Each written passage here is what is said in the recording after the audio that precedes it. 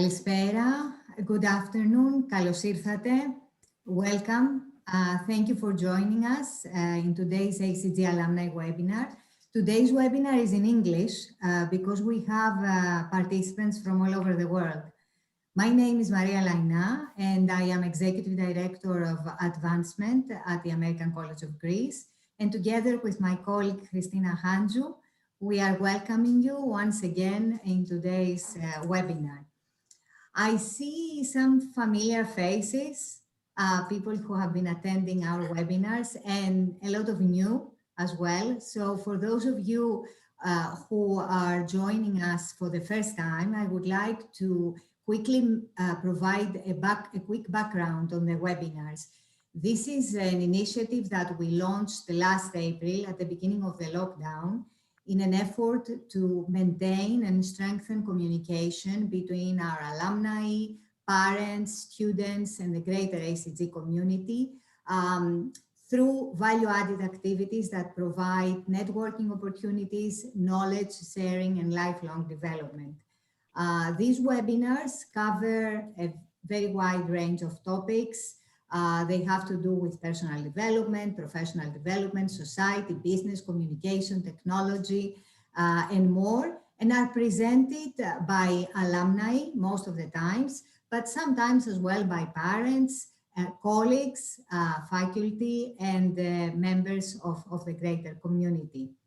We are happy to be hosting today Andreas Constantinou, Pierce 1991 alumnus, CEO and founder of SlashData, adjunct professor at Land University in Sweden, and president-elect of the entrepreneur organization Greece. Andreas oversees culture and strategy at SlashData. He has been working at the crossroads of the mobile and software industry since 2000, helping take the very first smartphones to market. Since then, he has worked with the top brand names in the software industry, including Microsoft, Apple, Google, Facebook, and Amazon. Over the past 15 years, Andreas has grown SlashData into the leading analyst firm in the developer economy, with a client base and reputation that outrivals companies many times the size. His passion is helping develop the culture at SlashData, with the company now rated 4.6 out of 5 in Glassdoor, the same as Google and Facebook. Today, he will talk about the journey of building a culture of accountability in his company, the importance of culture, why culture is equally important to performance and absolutely critical for a company's governance, among other important lessons learned and the steps he undertook along the way. Now, some housekeeping rules for today. The ones who have been joining us in the previous webinars know that usually we use the webinar format. Today, in order to make the session as much interactive as possible, we are using the meeting format, which means that you can have your cameras open and you can ask questions directly to Andreas at the end of the presentation by raising your hand. And of course, you can also submit any questions and any comments in the chat during the presentation, which we will be monitoring together with Christina. Andrea, welcome once again. The floor is yours. Thank you. Okay, you can hear me well, yeah? Yes. So, Kalispera, welcome everyone. So I wanted, and I asked for this session to be on Zoom and not the webinar feature because I'm hoping to see the faces of those people who are attending. Hi, George. So if you don't have your camera turned on, please turn it on and show your beautiful face to everyone. Thank you, Georgia. Thank you, Philip. And thank you to Georgia for inviting me. Georgia is a past teacher of mine at the school, and we still maintain contact. And we exchange poems and rhymes from time to time.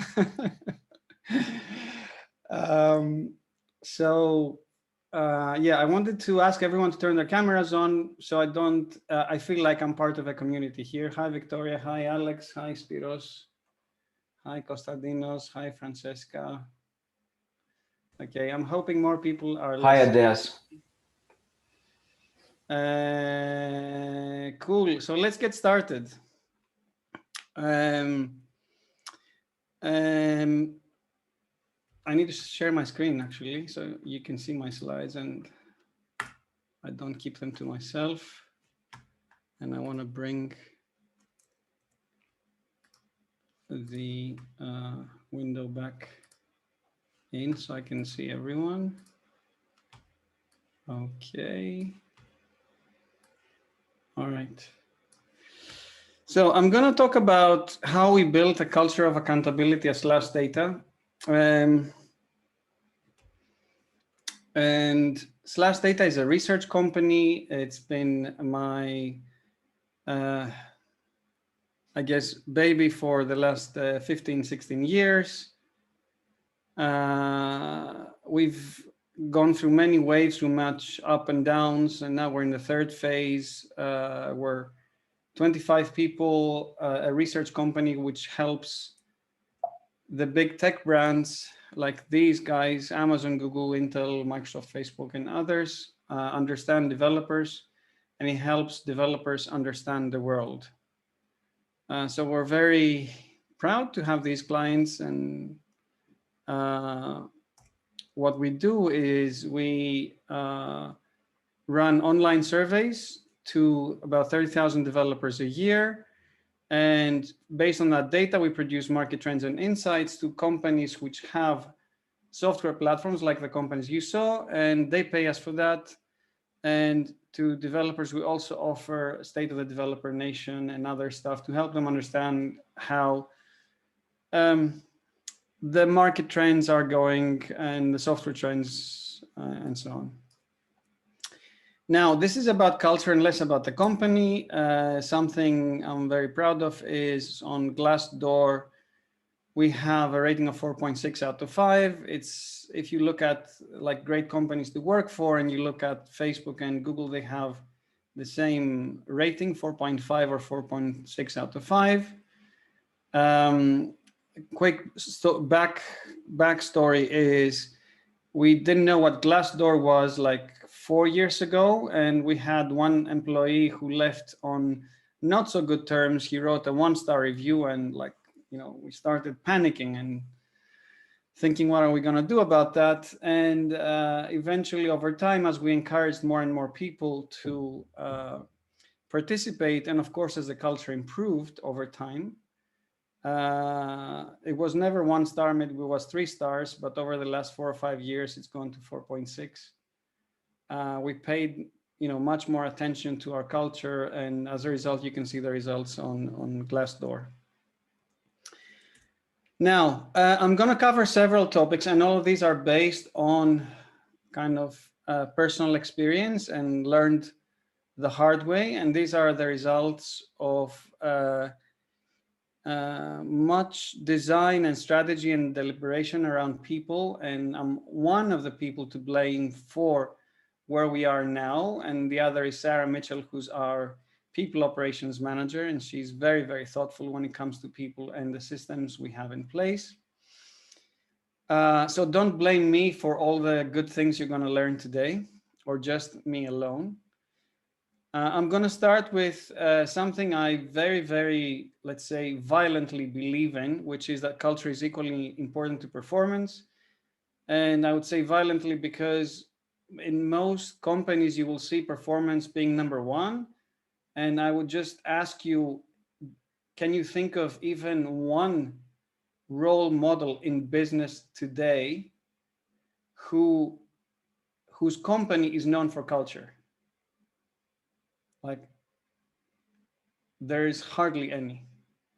And yet we know the role models in business who are known for performance, for, you know, wanting to colonize Mars, or for producing the fastest car or the fastest GPU or the coolest biotech, but we don't know anyone who is becoming or has become a role model for actually driving their company to improve the lives of the people that work for the company and not the users of the company's products and services, right?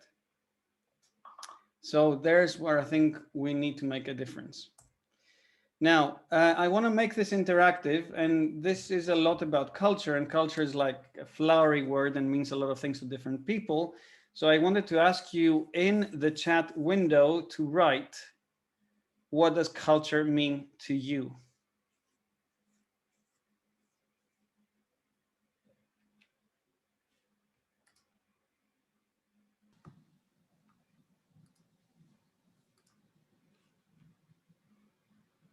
Relationships. What else?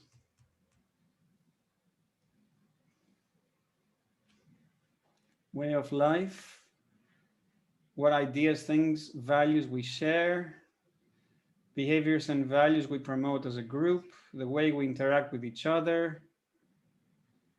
Behaviors.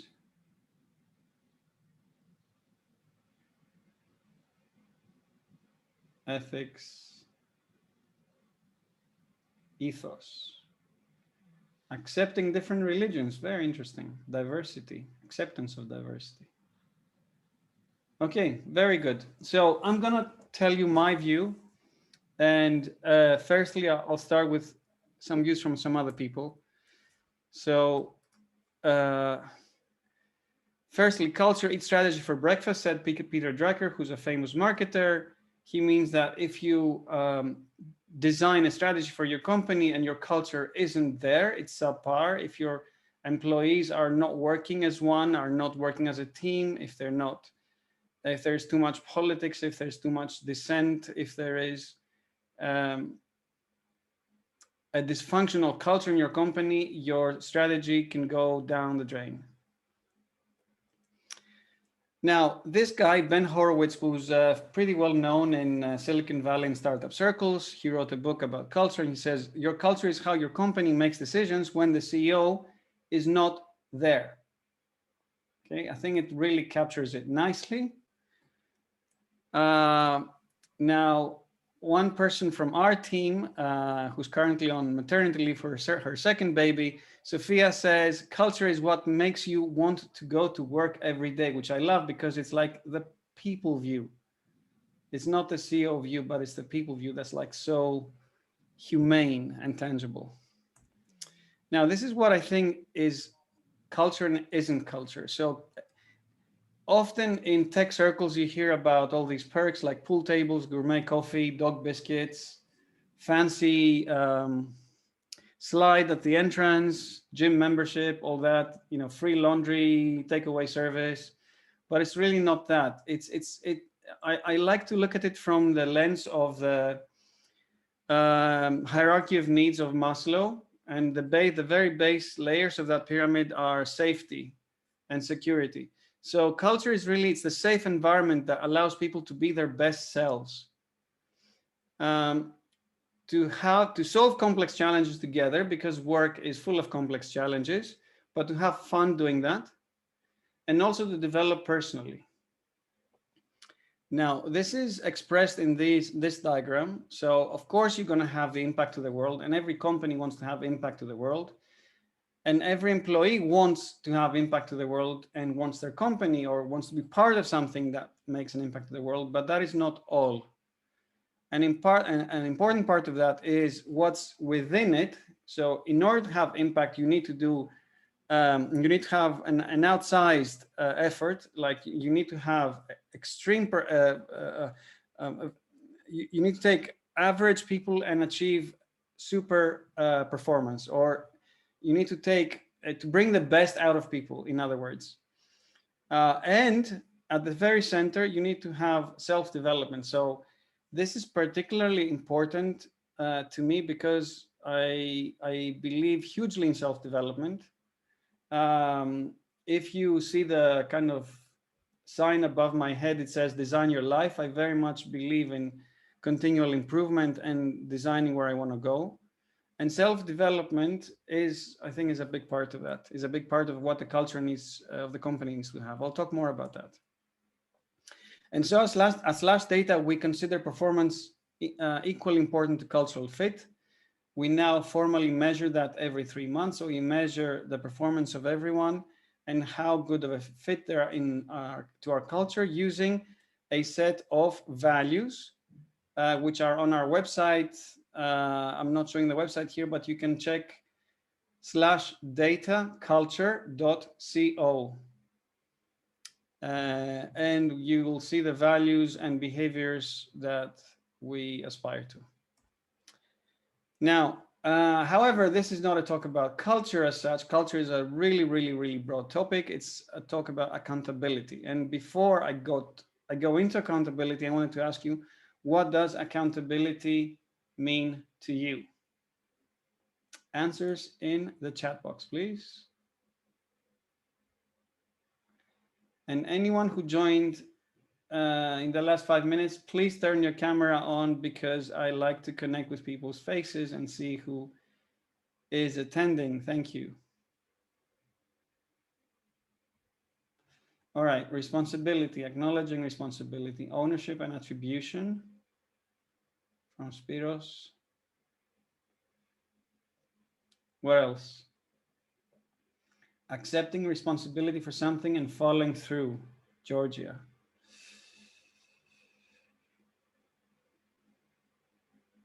Any other ideas? What is accountability? What does it mean to you?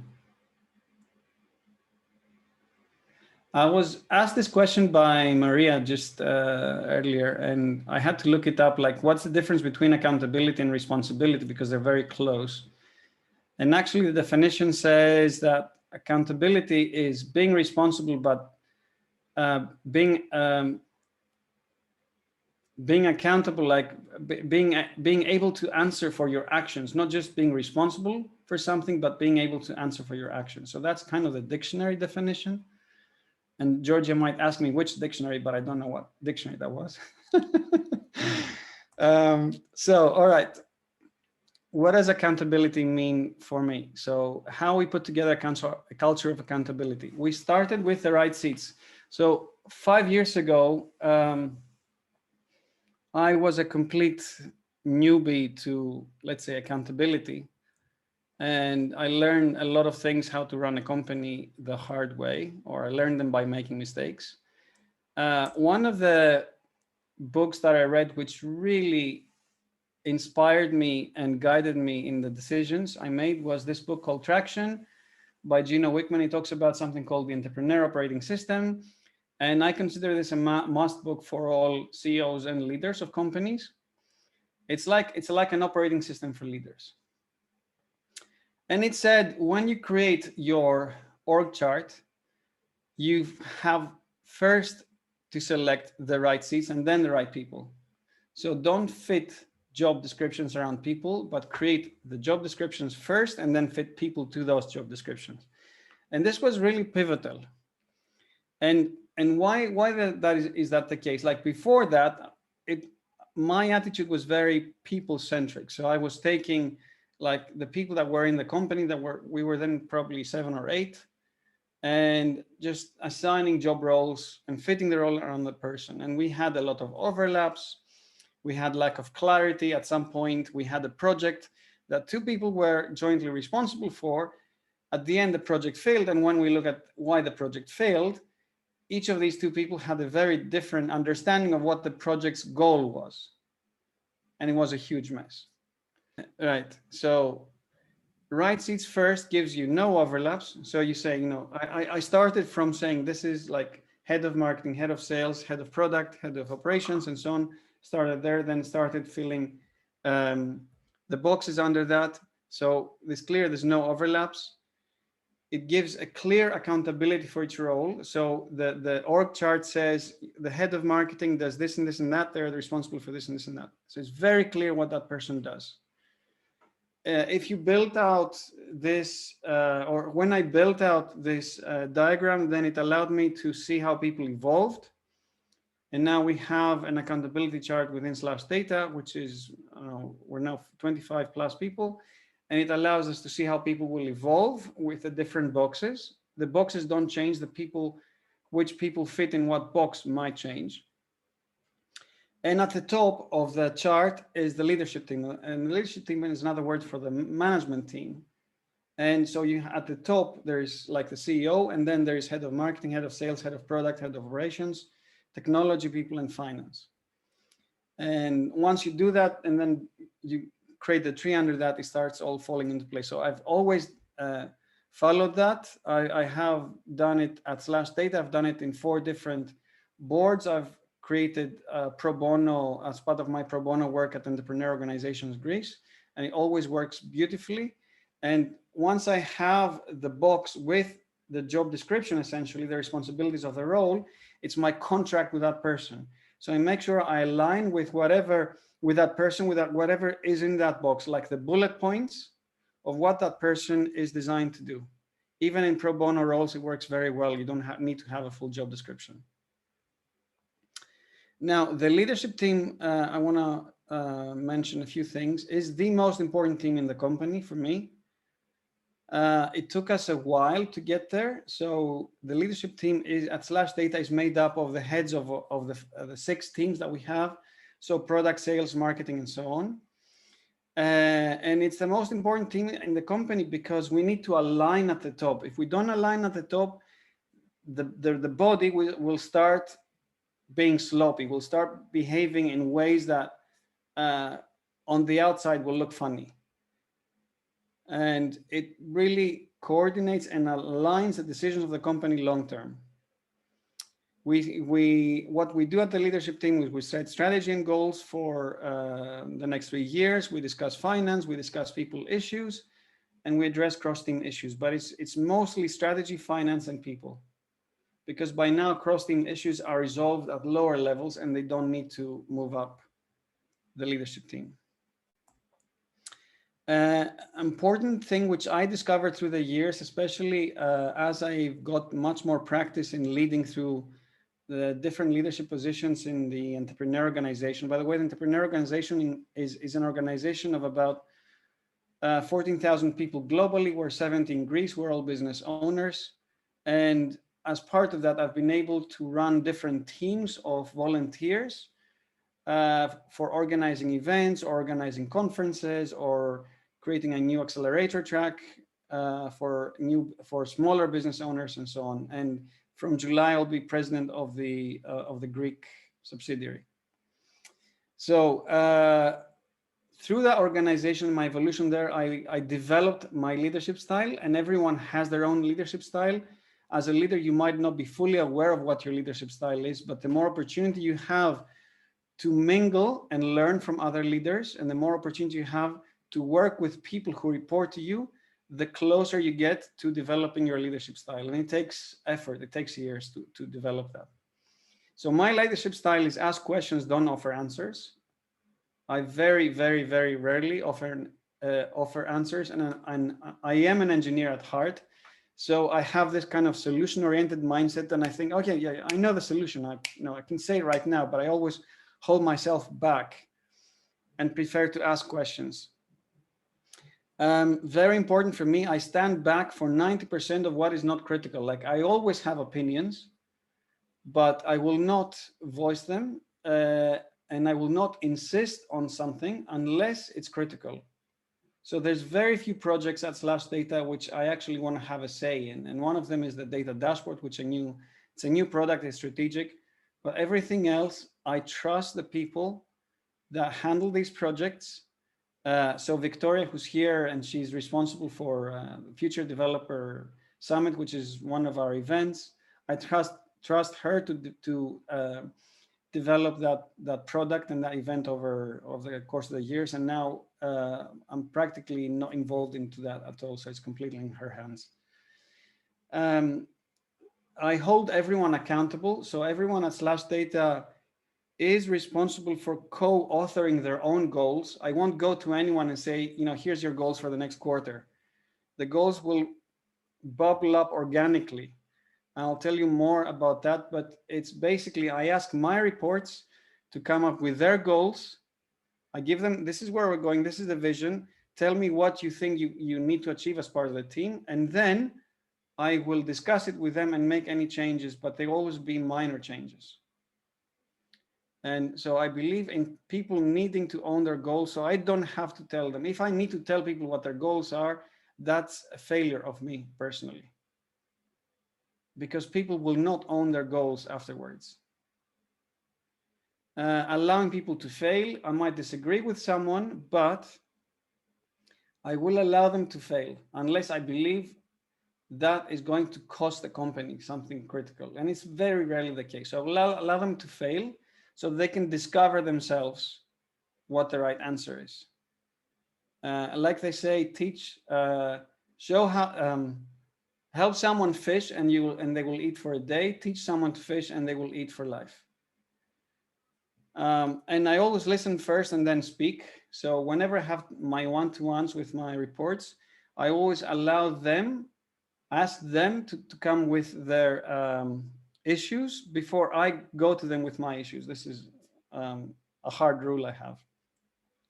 I learned a lot of that through this book, Multipliers by Liz Wiseman. For me, it's a hugely inspirational book. Now, next topic, goal setting. And I want to ask the audience, you've all been, I assume, through more than one jobs. And I wanted to ask you, what can go wrong when setting goals?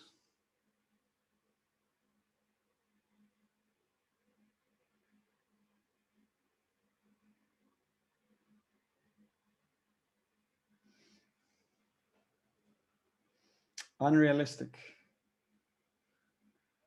Yeah. Too high or too low. They get forgotten. Okay, very interesting.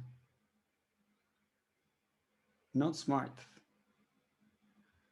Specific, measurable, actionable, RT, whatever that is. Realistic. Anyone else? Okay, I want to get back on these comments in a bit. So how we set goals, and goals are all about alignment, So we have a goal setting process, which is inspired from the Traction book. So we start with a 3-year company vision. It's actually something we're developing right now with the leadership team.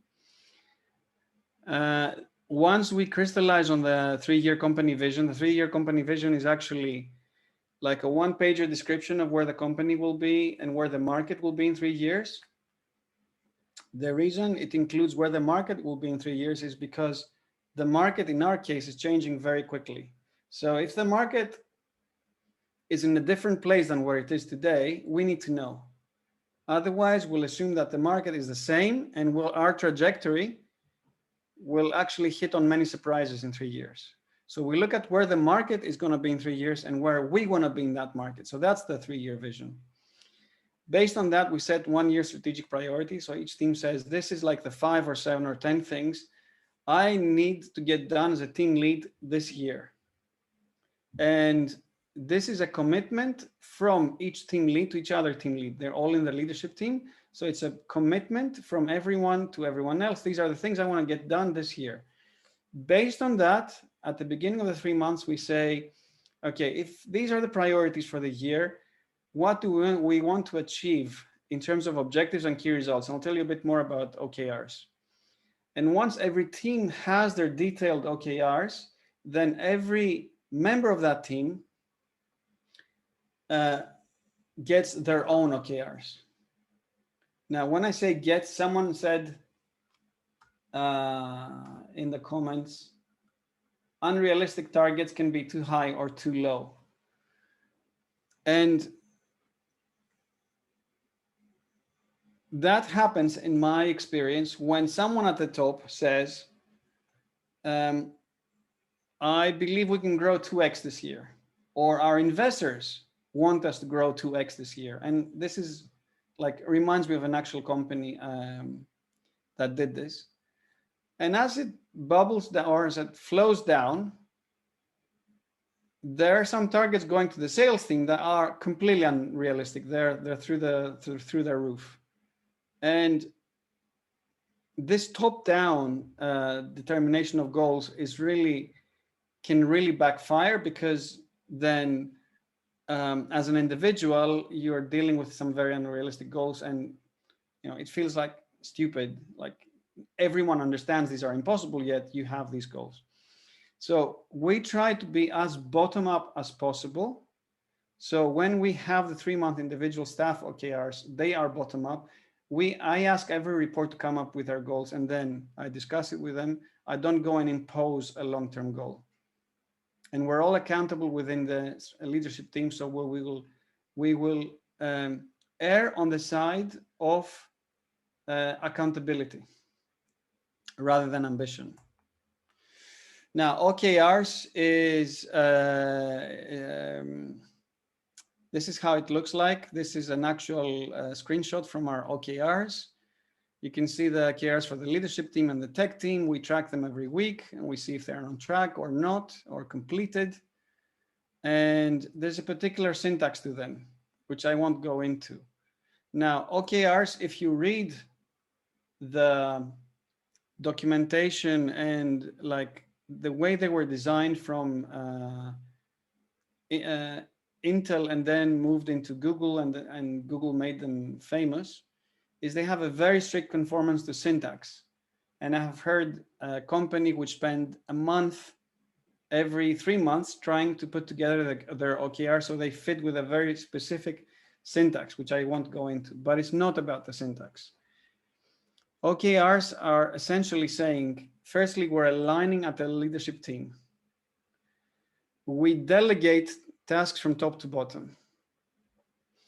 It gives us a focus every week. So for example, I know one person in my leadership team who's very creative, but the OKRs, the goals we have set every quarter, really help her figure out what she wants to do every week, what she needs to do every week. So it's kind of the discipline that helps everyone know what they're going to work on if they're going to deliver these OKRs at the end of 3 months. OKRs is how we work as a remote team, because we're all around the world. We don't have any office. We used to have one, but we no longer have. We're all remote workers. And if we know what we need to deliver each and every one at the end of the 3 months, that's how we can hold each other accountable. And it protects us from the next shiny thing. Like I often have, that's a cool idea. Maybe we should do that, and maybe we should do that, and kind of the OKRs protect my team from myself and protect everyone from the next shiny thing. Like if there's something which is really interesting and worth doing, okay, let's park it to discuss in the next quarter and see if that still makes sense then. But for now, this is what we have committed for this quarter. And the quarterly rhythm is a good trade-off between agility, so being able to adapt, but also commitment. OKRs gives us predictability. It makes it easy to understand everyone's roles in the company. So now everyone's goals are in a single GDoc, in a big GDoc. So you have like a GDoc with 25 tabs, and within that you can see everyone's goals at SlashData and how they have performed. So it makes everyone double accountable, if you like, and avoids negative surprises midterm. Why is that? Because let's say if marketing has said, I want to build a website, and it needs the tech team for the website. So the marketing team says, I have set this goal, which is to build a website. Now, if the tech team does not have a similar goal to contribute to the marketing team goal, there's obviously going to be a surprise midterm. So when we set the 3-month goals, we make sure that the dependencies are dealt with. Okay. And finally, OKRs are a way to measure performance. So at the end of 3 months, we give we hold everyone accountable to these goals, and we have a bonus system which is based on how well everyone has performed against their goals. Moving on to another topic, which is more about communication. And before I go into that, I want to open the question to everyone and ask, what does communication mean to you?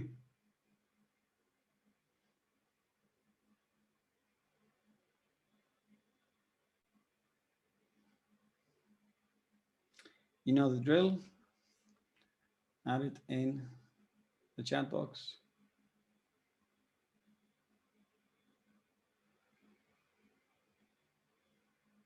Speak what is right, not easy. Clear target. Understanding and being understood. Reminds me of the 7 habits of highly effective people. Exchange of ideas and info. Tool skill to effectively express yourself. Two-way relation. Flow and availability of info. Alignment. Okay. Very interesting perspectives. Now, in my mind, to establish clear communication and regular communication, you need meeting rhythms, especially in the era of remote working.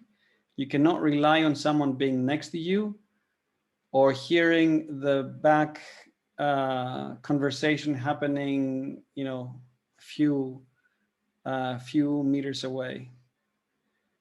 You need an efficient system of meeting and setting and communicating, basically.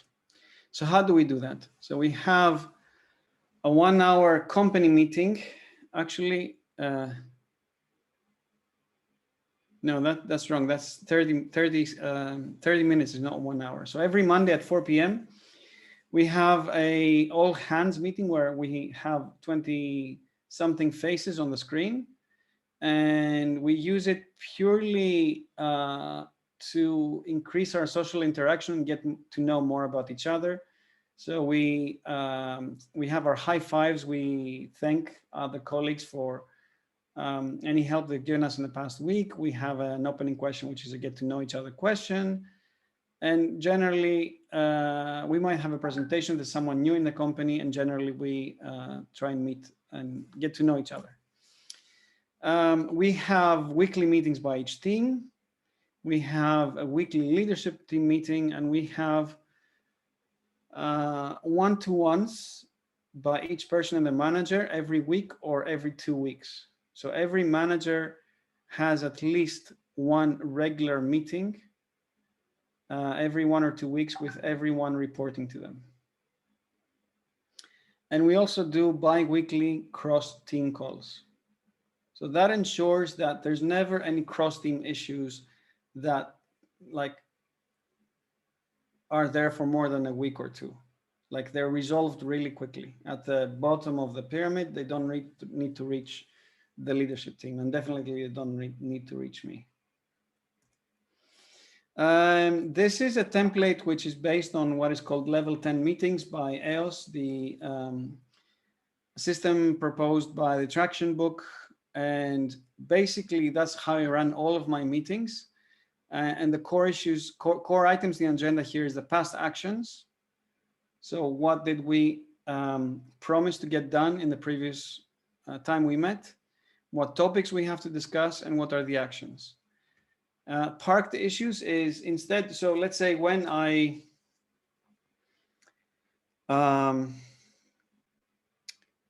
let's say I'm in my head too much, and I have this brilliant idea and I want to mention it to Sophia, and instead of interrupting her in the whatever she's doing at that moment, I won't mention it to her on the phone or on Slack or anything else. I will put it in the parked issues, and when we have our one-to-one, I will actually mention it to her.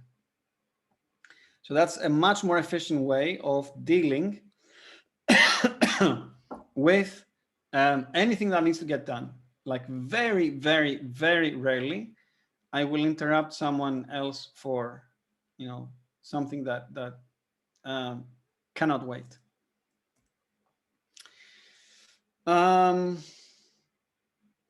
Now, I think we're have one more section in the presentation, and that has to do with onboarding new people, and that's a big part of being accountable. And to start with that, I wanted to ask everyone what can go wrong when starting a new job, and I think everyone has had some experiences of that. So answers in the chat box.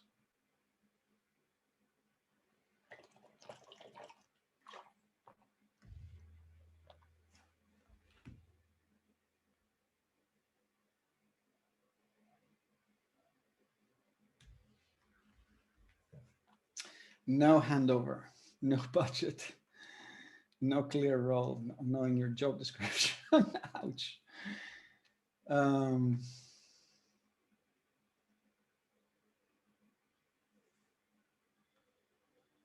Anyone else? No specific job description, no communication.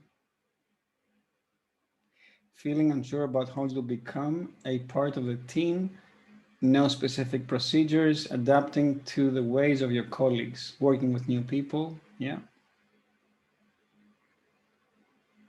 Okay.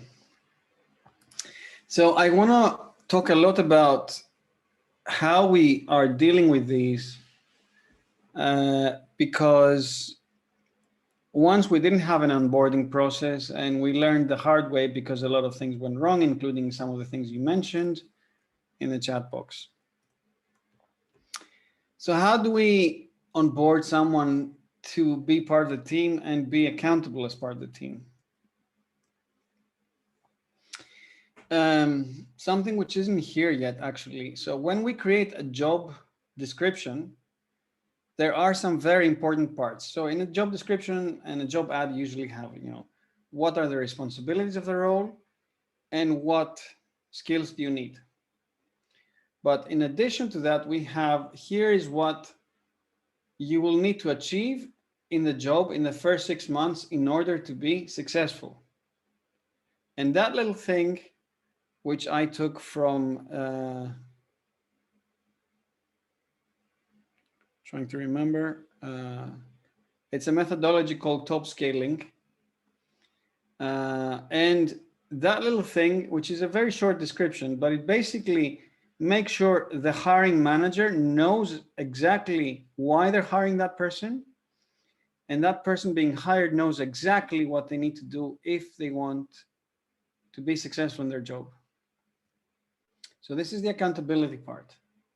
Then we offer them a starter pack. This is kind of becoming business as usual now with many companies.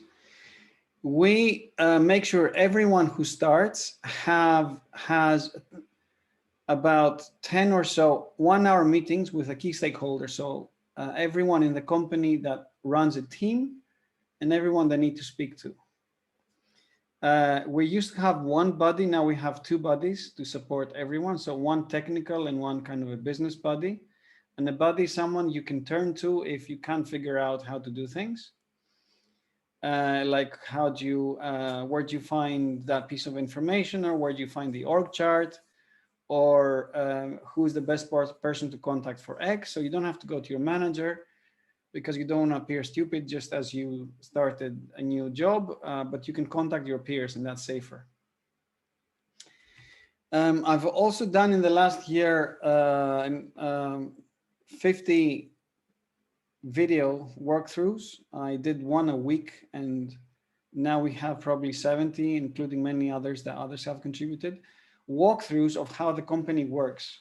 So instead of like having the person to read a lot of documentation, there's a lot of videos, short videos, like 5-10 minute max, of how like, how does the company work? Who are our customers? How big is our market?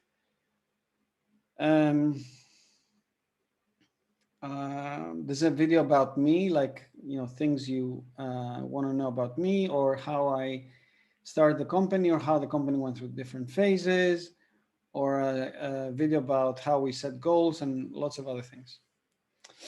Then we have 1 month, 3 month, and 6 month reviews. They're very important. So you can check in, the manager checks in with a person as they evolve through the year. And we recently added the personal development plan. So in the personal development plan, the manager works with the individual to understand where that person, where the individual wants to evolve in 1 year, in 2 years, in 3 years. And then they jointly identify the action to get there. And this is much more about the personal development rather than management. Like, this is for the person to say where they want to evolve. And this helps them with self-awareness, but also they get support from their manager. And it actually helps both align, because everyone has very different aims and goals. And I think that puts us at the end of the presentation, and we have some time for questions. And I have a chance to catch a breath because I've been speaking too much. Before that, I wanted to ask you, what is one thing you learned today? And I'll be disappointed if I don't hear from everyone in this question, because I'm hoping everyone took something away. Andrea, I would recommend, first of all, thank you very much for the presentation. Very interesting, insightful. I wanted to ask the participants for these questions, and especially the last one, it would be nice to ask the questions directly. So you can open your microphones and camera and ask the question directly if you want. Otherwise, you can put it in the chat as well. So if you write one thing you learned today and any questions you have, just ask me.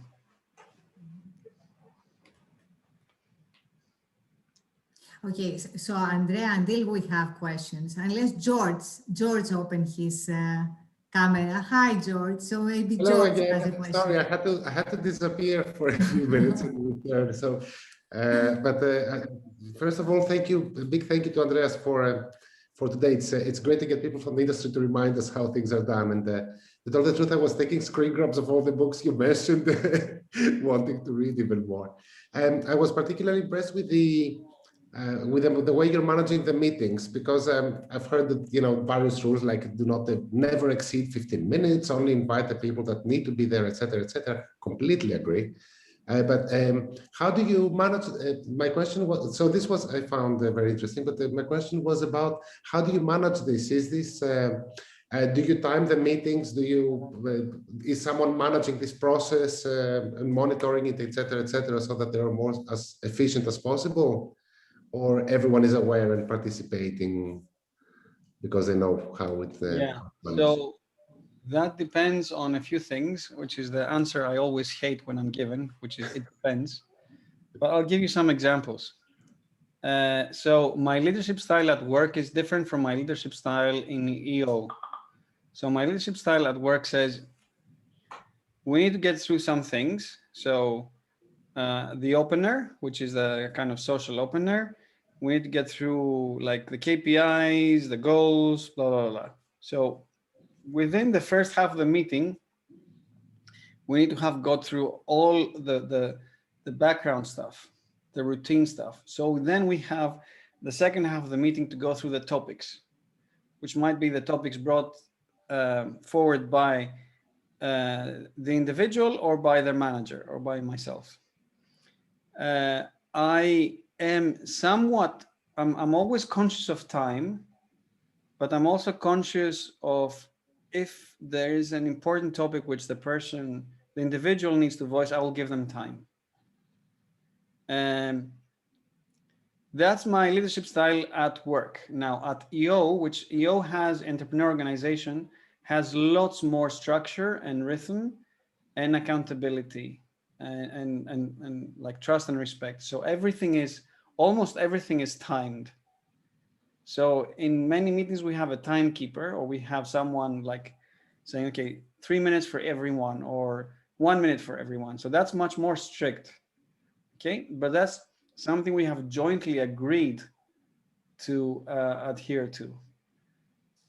So again, it has to do with the leadership style. I'm halfway between giving people time and giving them like space and sticking to the schedule.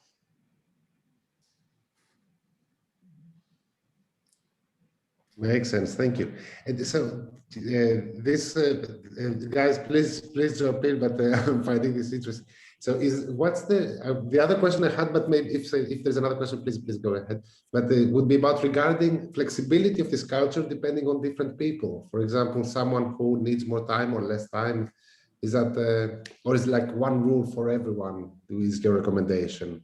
No, it should be the same thing for everyone. Now, there's always the people that take more time because they are extroverts and they like taking a lot of time. And then there is techniques on how to manage that. So a very good technique is if someone is taking too much time, I will say thank you and interrupt them. So it's a polite way of interrupting them. Thank you. Andrea, one more comment I see based on your last question. Spiro says that he likes the parked issues idea. Also postponing shiny new ideas for a while to see if they stand the test of time. Yeah. Personally, I fully agree. And it's not just standing the test of time. Like if we commit to doing something these 3 months, we cannot change it. Unless it's like a new project has come in that we didn't foresee, but that is very rare. Even in the case now where we have custom projects, and custom projects you can, like because they're custom, you cannot easily foresee them. We create capacity. So we say, we're gonna do 2 custom projects this quarter. So it's being accountable to the goals you've set. Otherwise, you didn't set the right goals, and you really need to think hard about how you're going to set goals the next time.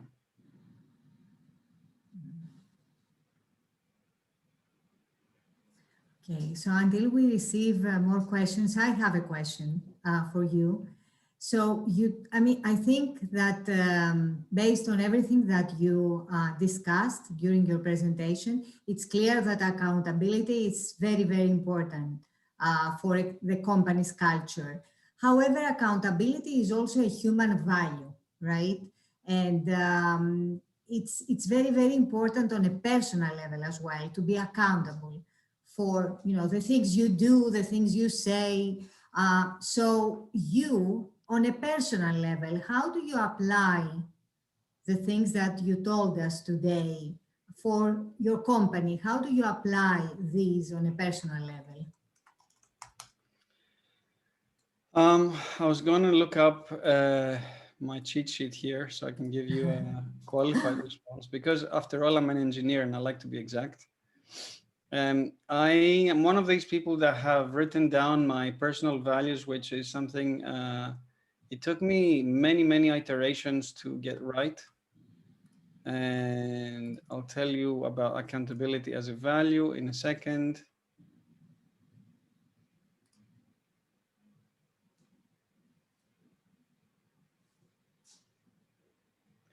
So I have, for example, in my personal list of values, I don't have accountability as such, but I have, for example, trust and respect. So the way I define trust and respect is I will not disrespect and I will not accept being disrespected. For example, I will be on time on my meetings and I will be focused on no other thing during my meetings. And I've set this as a goal because I used to be very easily distracted.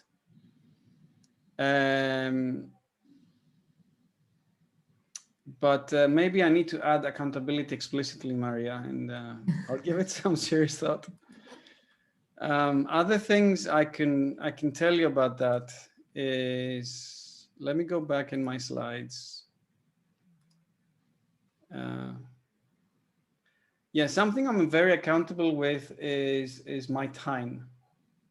So what I cannot absolutely not live with is people who agree to meet at a certain time and in the morning they call you and then they say, something's happened and whatever. Or they call you a day before and ask you, are we still on? Which is kind of something we do a lot in Greece, but I'm allergic to that. And I believe that, if I agree to meet with someone, I will meet with them at the time we agreed to meet. And if I cannot make it, I will give them adequate notice. So if I'm 10 minutes late, I will tell them 10 minutes before that I'm going to be 10 minutes late. Yeah, and this has to do with respect mainly, right? Yes. Yeah. So there are 2 questions, one from Victoria. What is your view on aptitude personality tests as a part of the hiring process? Yeah, I don't have a view, Victoria. We haven't tried it yet. I generally have a distrust towards aptitude tests because I think they're generic. And what we do at SlashData when we're hiring, for example, is we have a set of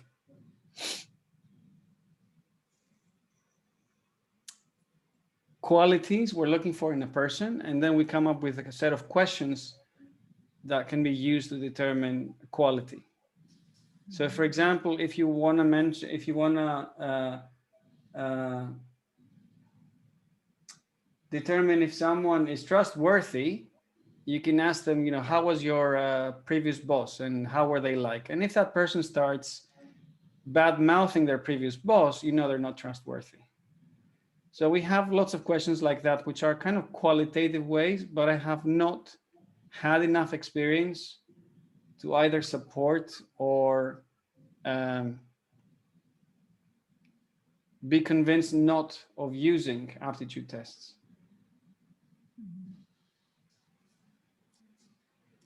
So another question from one of my favorite professor, I would say, because I am a degree alumna, so I cannot have Georgia Marketos as a professor. So Evangeline Murelatos. So the question is, added to what you just said concerning the values you aim to abide by, honesty and trust, to what extent and in what manner do you aim to uphold transparency as part of the accountability process? Do we have Evangeline in the call and on video? Can you come on video, Evangeline?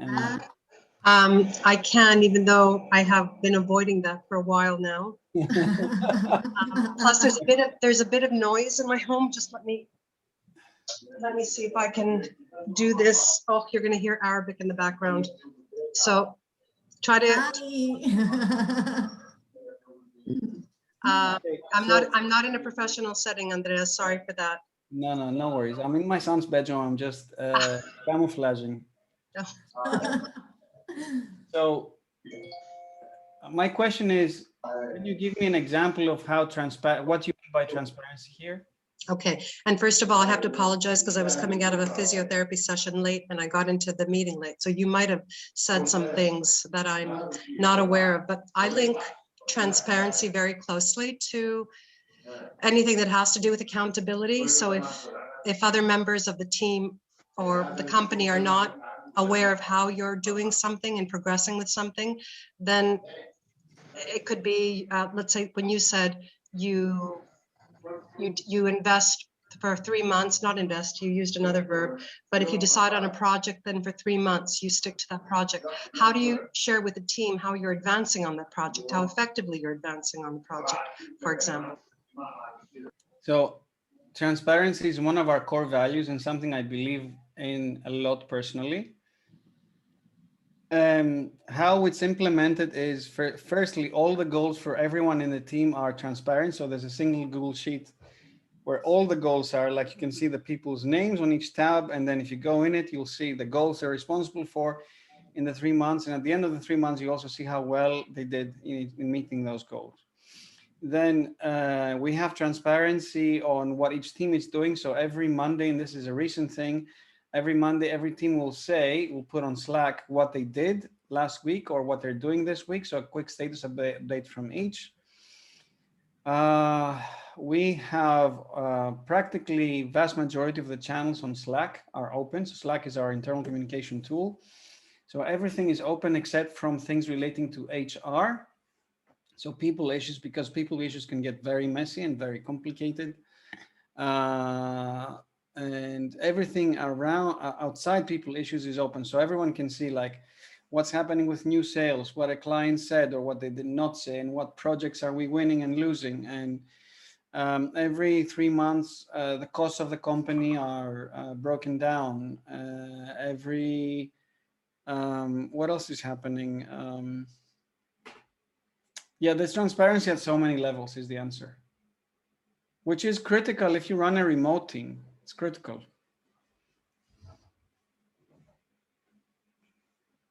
Thank you.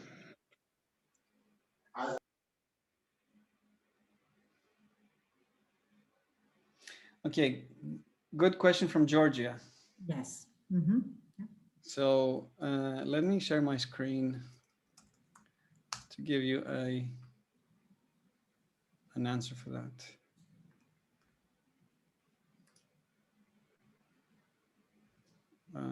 Where is it? Yeah, okay. So this is the hiring process.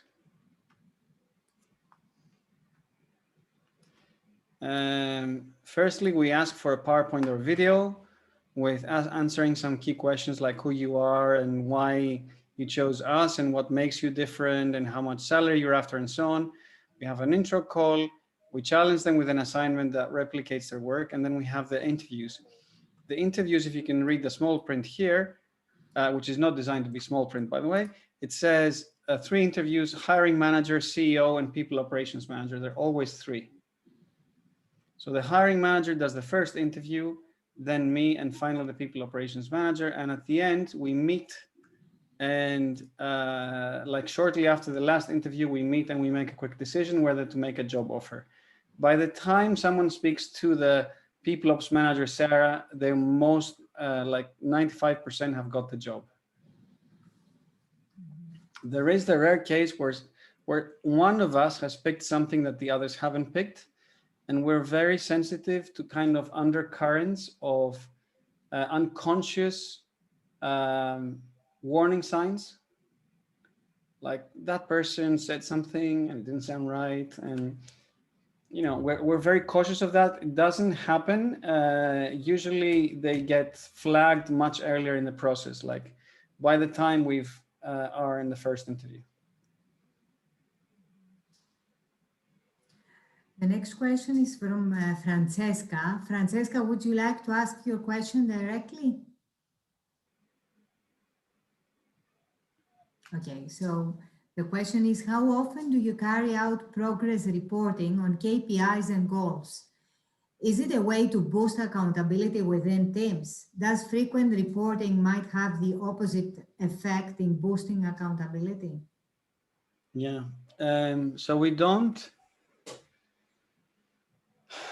At the leadership team, we go through our goals every week, and we don't track KPIs weekly, we only track them monthly. And for now, very few of the KPIs, only financial KPIs, and increasingly over time, more teams KPIs, because they're not that critical. So goals at the leadership team every week, and they're just a 5-minute thing to go through because we only look at yellows and reds, like what's not going well. And every other team, so when I talk with my reports, I only go through their goals once a month. And thank you, Constantine. We only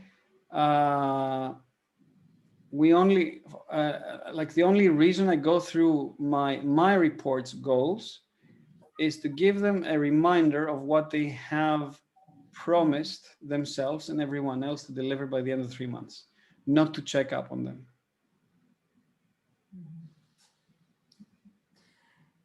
Georgia, I see that Georgia Marketos has also raised hand. I don't know if there is. Okay. It might be regarding the previous question. Oh, there she is. Yeah. You're on mute. Okay, I'm here. Yes. Okay. What I wanted, you said that during the hiring process, you give them the candidate an assignment to do. Yeah. Sorry, people are trying to find me here. Okay, and because I'm always thinking of things in terms of teaching and how many times before a teacher is hired, they're asked to do a lesson. So you can't do that because they're not teachers. So you ask them to do an assignment. And I'm wondering later, how do you see, I mean, do you see that this assignment that they have done in order to be hired is similar to the work that they do later? Is it better? Is it worse? Do you give them something to do that is similar to the work that they would be doing for the company later? I threw out a lot of questions. I don't know if my question is clear. I follow. Okay. So firstly, the assignment is basically saying, here's the skills we look for. And Yeah. here is an assignment, a mini assignment for each of the skills to demonstrate the skill. So we explain what skill we're looking for, like attention to detail, or level of organization, or background research, and so on. Mhm. We use these as stretch goals. So if we say it's 2 hours, they might not be able to get through the whole thing in 2 hours, but that's not a bad thing, because what's also important is the final question, which says, if you had more time, what would you do differently? And that really shows the level of initiative within each person, and if they would make the right decisions. It is therefore a simulation or a test of the skills that they would actually be needing on the job. And the skill level breakdown helps the interviewer and the interviewee. It helps the interviewer because they can figure out what skills I really need for this job. And they, push them to think hard about what they want to hire for. Now, there were some cases where we hired someone and she didn't have enough industry background, because you cannot really determine the industry knowledge from an assignment. You cannot really determine how fast someone picks up, or if they really care about learning about the industry. So there's a lot of things you can't do. In other companies, which we don't do that yet, is you have someone come in for a whole day, or you have someone come in for a project. I recommend, if you want to look more into that, I recommend a book called Joy Inc. that is about a software company that is using a very unorthodox hiring process, where they get new recruits to become team members for a day. And they get paired with existing employees. And so you have immediate feedback on that person. That sounds good. Interesting. Thank you. Okay, so I don't see any questions, and it's also, we are over an hour. So if there are no more questions, I would also like to recommend a few courses on LinkedIn Learning on accountability, because Andreas mentioned a lot of books, very interesting books, especially Traction is very, very interesting. But there are also training courses on LinkedIn Learning, like building accountability into your culture, demonstrating accountability as a leader, and holding your team accountable. If you don't have a LinkedIn Learning license, we do have a few left as part of the Alumni Benefits Program. So do contact us, send us an email at alumni@acg.edu by end of next week, if you can, to secure your license. So we will follow up via email with a video recording, Andreas' presentation, and a survey to help us improve our webinars and continue staying relevant, as well as ways to stay connected with your school and new initiatives. Our next webinar is entitled Explore the Genius Within You, with Pearson Degree alumna Maria Tsaroucha, and is scheduled for Friday, May 28th at 5:30 again. And you will receive the invitation very soon. Andrea, once again, thank you very, very much for being here with us today. Thank you all for joining us. Thank you for the opportunity. And thank you. And I assume we won't see you again, so we would like to wish you a very nice Easter, safe and COVID-free. Thank you. Thank you all. Happy Easter, everyone. Happy Easter. Happy Easter. Bye. Bye-bye. Bye. Bye. Happy Bye. Easter. Thank you, Andrea. Thank you very much. Thank you, Andreas.